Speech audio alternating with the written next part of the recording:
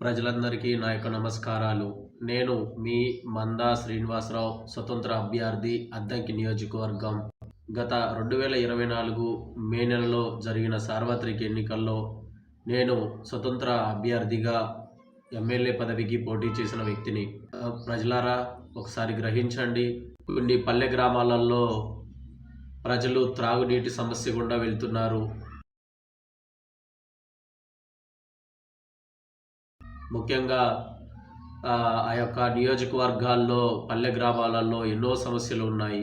మరి మన పూర్వీకులు గత ఒక 30 సంవత్సరాలు వెనకకు వెళ్తే ప్రతి ఒక్క పల్లె గ్రామాలలో పిల్ల కాలువలు అంటూ ఉండేవి.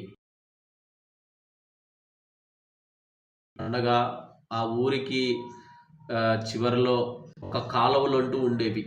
ఆ కాలువలో పేద ప్రజలు వెళ్ళి బట్టలు ఉతుక్కునేవారు.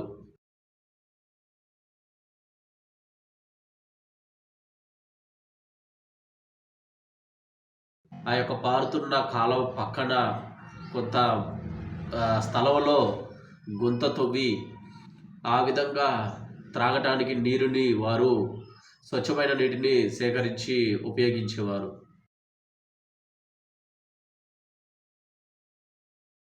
ఈ విధంగా పల్లె గ్రామాలలో జీవించసాగారు. అప్పుడు ఉన్న కాలువలు ఇప్పుడు ఎందుకు లేవు? కాలక్రమేణా తర్వాత మోటార్ సదుపాయాలు వచ్చాయి. మోటార్లు ఉపయోగించారు.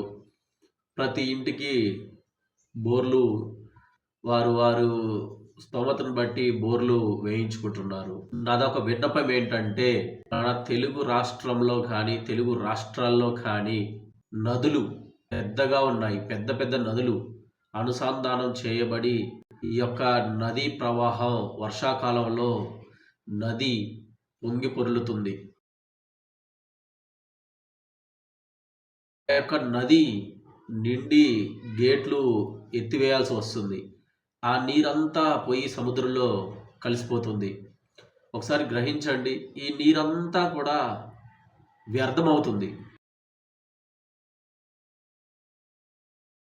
రైతులకు పోనీ ఉపయోగపడుతుందా అంటే ఏమాత్రం శూన్యం. రైతులకి ఏమీ ఉపయోగపడటం లేదు. ఎందుకంటే వారి యొక్క భూములు ఎక్కడో ఉంటాయి, వందల కిలోమీటర్ల దూరంలో ఉంటాయి.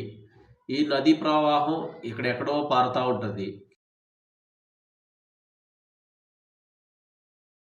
అక్కడ ఉన్న రైతులు ఏ విధంగా మరి ఉపయోగించుకోగలరు?